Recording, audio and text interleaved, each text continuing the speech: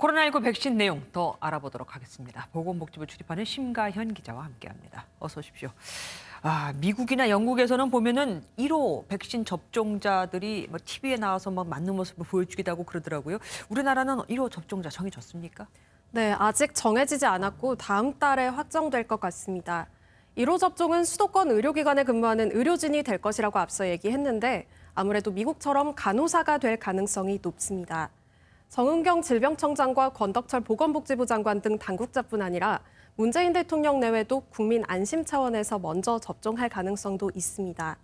다만 특혜 논란도 있을 수 있으니 당국이 고심하는 것 같습니다. 네, 오늘 발표된 정부 백신 접종 계획 이대로 잘 돼도 지금 발표대로라면은 11월에 집단 면역이 형성된다는 거잖아요. 그러면은 다른 나라에 비해서 좀 늦어지는 거 아닙니까? 네, 방역 당국은 백신 접종이 계획에 따라 순차적으로 진행된다면 이 11월이라는 시기가 그렇게 뒤처진 시기는 아니라는 입장입니다.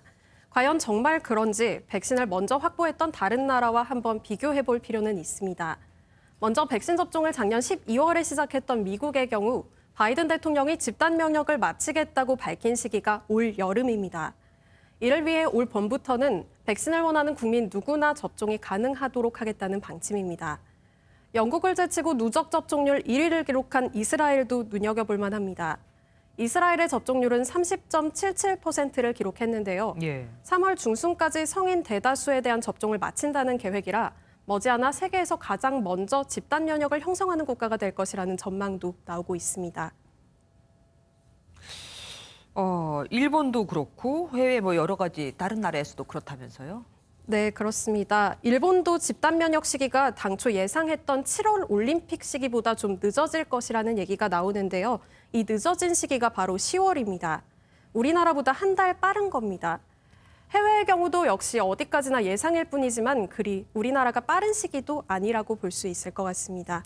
어쨌든 지금 계획하는 것도 백신 우리가 이제 추가 구매하는 백신들이 우리 계획대로 제대로 착착 들어올 때 이게 이루어지는 거 아니겠습니까? 그런데 미국이 더 선점을 한다는 보도도 있던데 우리 국내 공급에 차질은 없는 걸까요?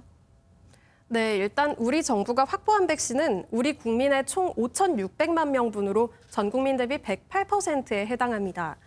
여기에 추가로 협상이 진행 중인 노바백스 백신 2천만 명분이 있으니 물량만 놓고 본다면 전혀 부족하지 않습니다. 다만 이 백신이 정부 계획대로 제때 국내에 공급되어야 하는데요. 그렇죠. 아스트라제네카 백신은 1분기부터, 얀센과 모더나는 2분기부터, 화이자는 3분기부터 단계적으로 도입이 예정되어 있습니다. 그런데 지금 이 백신들을 생산하는 국가들의 상황이 심상치 않습니다. 최근 스페인에서는 아스트라제네카 백신이 부족해서 2주 동안 접종이 중단되는 사태가 빚어졌고 아스트라제네카 본사가 있는 영국은 EU 공급 물량을 자국에 쏟아붓고 있습니다. 미국의 일부 주에서도 백신이 부족해지자 바이든 대통령이 자국에서 생산하는 모더나와 화이자 백신을 각각 1억 회분씩 2억 회분을 더 확보하겠다고 밝히기도 했습니다. 네. 상황이 이렇다 보니 우리나라가 확보한 물량이 제때 도착할 수 있을지 걱정이 되는 것도 사실입니다. 다만 아스트라제네카 백신은 국내 업체가 생산하고 있기 때문에 이 물량을 확보하기에는 유리한 조건이라고 볼 수 있습니다. 그런데 아스트라제네카나 화이자 백신 같은 경우는 효능도 논란이 일고 있고요. 또 부작용 논란도 꽤 있지 않습니까? 네, 그렇습니다. 최근 노르웨이에서 화이자 백신을 맞고 사망하는 사례가 잇따라 발생했는데요. 우리 당국은 사망자가 기저질환이 있는 고령자로 백신과 직접 관련성이 없다는 발표를 신뢰하고 화이자 백신이 고령자에게 위험하다는 근거도 없다고 오늘 설명했습니다. 아스트라제네카 백신이 고령자에게 8% 예방 효과밖에 없다는 독일 언론의 보도도 있었는데 이것은 임상 대상자 가운데 고령자 비율이 8%인 것을 독일 언론이 잘못 쓴 것으로 확인이 됐습니다. 예. 그나마 다행입니다. 네, 그렇다 해도 임상에서 고령자 효과가 충분히 확보된 것은 아니기 때문에 현재에서도 불안감이 커지고 있습니다. 앞서 들은 대로 기피하면은 순서는 어떻게 맨 뒤로 가게 되는 거죠.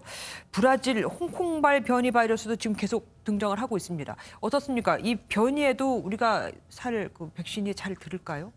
네, 홍콩에서 시작돼서 남아공과 브라질까지 확산하고 있는 변이 바이러스는 전파력이 많게는 1.7배 이상으로 강하고 치명률도 높습니다.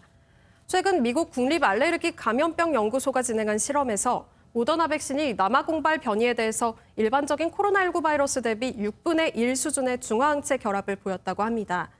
중화항체는 바이러스가 사람 세포 안으로 침투하지 못하게 하는 역할을 하는데 이 항체의 생성이 줄었다는 겁니다. 하지만 보호 효과가 나타나는 중화형체의 양은 넘어선 것이기 때문에 백신 효과에는 영향은 없다는 게 전문가들의 의견입니다. 그러니까 양이 좀 줄긴 하지만 전체적인 효과에는 큰 영향을 미치지 않을 것이다. 알겠습니다. 지금까지 심가현 기자와 함께했습니다.